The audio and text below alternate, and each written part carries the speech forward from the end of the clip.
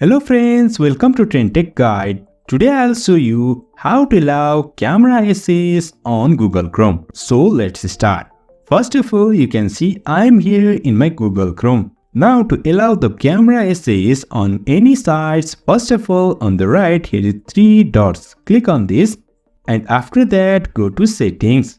And over here you'll find bunch of options on the left. For now, click on this privacy and security. And over here is site setting.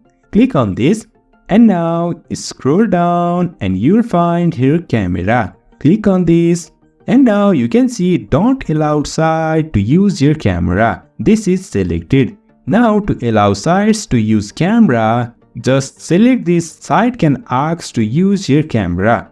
And now the sites will ask you to use cameras. Just click on allow and you can use your camera on any sites from Google Chrome. So in this way we can allow camera essays on any sites on Google Chrome.